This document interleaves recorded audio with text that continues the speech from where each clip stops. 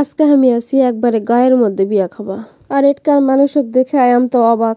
একজন খাবা আসুছে, বিয়া তো খাবা আসুছে, মজলিস তো খাবা আসেনি।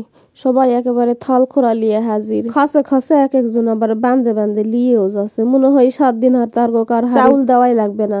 এদিকে আমরা আবার খাবা এসে জায়গা পাইনি, সবগুলা মিলে এটি আবার বসিছি। কেউ খাড়া হয়ে আছি, কেউ আবার বসে আছি। হাই হাই ভিড় বুনু ঠেলাঠেলি করে ওটা কে খাবা যাবে, সেই জন্য এটা আবার সবাই মিলে অপেক্ষা করছি। এত মানুষক দাওয়াত করিছে আর এত মানুষ খাবা আছে, মনে হয় ফকির মিসকিন আর কাউকে বাদ দেয়নি। সবাক দাওয়াত দিয়ে একেবারে খিলাছে। বসে থাকে দেখতে দেখতে সবাই হাঁপসে গেছি। দেখো খালি যাতেই আছে আর খায়ে খায়ে আসতেই আছে, যাতেই আছে আর খায়ে খায়ে আসতেই আছে। মনে হয় ব্যাস আর শেষ হচ্ছে না। এরই মধ্যে হামা ঘরক আবার ডাকুছে, কসে আসো তোমরা সবাই আসো, কসে আসো তোমরাই শেষ, আর কিন্তু কেউ নাই, আর কিন্তু বেশি মানুষ নাই, এরপরে কিন্তু আর তোমরাই খাওয়া পাবি না, আর কতক্ষণই বা বসে থাকবেন ফাঁকা জায়গার আশায় আশায়।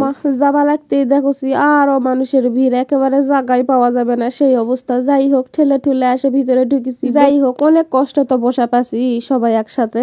যতক্ষণ থেকে সবাই বসে আছি খাওয়ার জন্য, এতক্ষণ 2 বার খায়ে উঠে হজম করা হলে হুনি, আর একবার খাওয়ার সময় হয়ে গেল হুনি।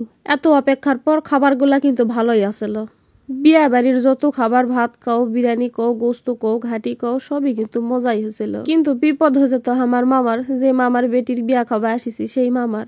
খাবার এত বেশি বেশি করে দিছে আর মানুষও এত বেশি বেশি করে খাসে, আবার বান্ধে বান্ধে লিয়ে গেছে। 2টা গরু দিয়েও ওর করা পাইনি। দাওয়াতের মাংস গরু ভালো করে খিলাছে, একদম ইচ্ছা মতন ভর পেটে খিলাছে। কিন্তু বরযাত্রী খিলা বাজায় শেষ বেঁচে যায় ধরিছে ধরা। একজনের ভাগত একেবারে 2-3টা করে গোস্ত পড়ুছে, সেই জন্য আর কি করবে, আবার নতুন করে গোস্ত কিনে লে আসে রান্ধতে পারে আবার খিলাছে। আরে তোরা গায়ের মানুষ, তুর্গক দাওয়াত দিছে, তোরা খাবু দাবু চলে যাবো, তুর্গক আবার কিসের জন্য বান্ধে বান্ধে লিয়ে যাওয়া লাগবে? তোরা যদি বান্ধে না লিয়ে গেলে হুনি, তাহলে আমার মামাকে এই বিপদত কি আর পড়া লাগলে হুনি? তুর্গের জন্য আবার গোস্ত কিনে লিয়ে আসে রান্ধতে পারে আবার বরযাত্রী খিলা লাগছে। এদিকে আমরা খায় দায় উঠে আসে পান খাবা আসিছি।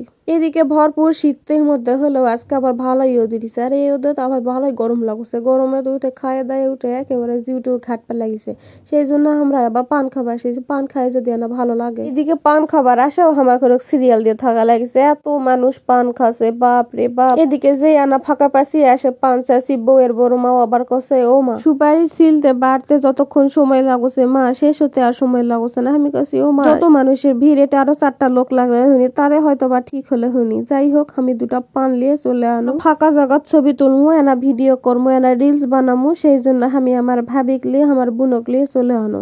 তখন এইদিকে নদীর পার, এটা নদীর পারতে এনা বেড়াবা আসিছিল, ভালোই লাগিছিল, ভালোই এনা লাফালাফি করে গেছি সবাই মিলে। সকালবেলা যখন সবাই মিলে আসিছি তখন আমরা 3 জন এনা ছবি তোলা পাইনি, আর ওরা সবাই মিলে ছবি তুলিছে, ঘুরিছে, সবাই সব করেছে। হামাই এনা ভিডিও করতে ব্যস্ত আসনো, সেই জন্য ছবি তোলা পাইনি। ওই জন্য সবাই মিলে ছবি তুলবে আসি, আবার এনা রিলস বানামু, সেই জন্য ভালো করে 3 জনের ছবি তুলনো। একজনের ছবি আরেকজন, আরেকজনের ছবি আরেকজন তুলে দিন, সবাই মিলে এনা ছবি তুলমু, সেই জন্য আমার সেলগুলা এনা ডাকনো।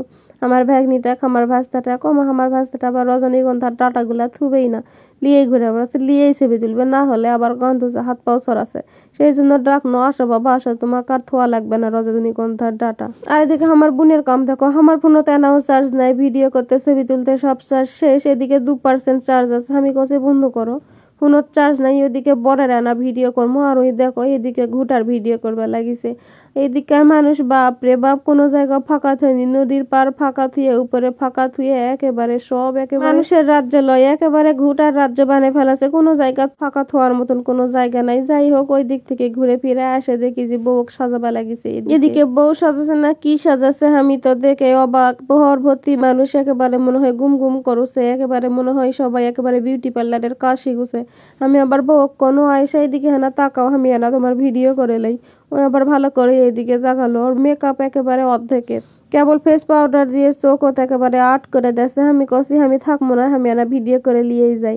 আর বিয়া খাবার আসি, বর যদি না দেখি তাহলে কেঙ্কা হয় কও, সেই জন্য সাদত চলে আনো। খুঁজে খাজে দেখি কোটেও নাই, শুনি যে সাদত নাকি বর ফটোশুট করছে, তাই আবার বড় কেটে দেখ পান। বর দেখে আনা ছবিও তুলে নেন, সবাকজন দেখা না পারি, সবাই আবার নিচে বসে আছে, আমরাই আছি বর দেখবা, সেই জন্য। তো যাই হোক আমার অঞ্চলের ভাষায় আজকা ব্লগের ভিডিওটা করনো, ভয়েসটা দিনও কেঙ্কা লাগলো সবাই এনা কমেন্ট করে জানাইও। সবাইকে আসসালামু আলাইকুম, ভালো থাকো সবাই।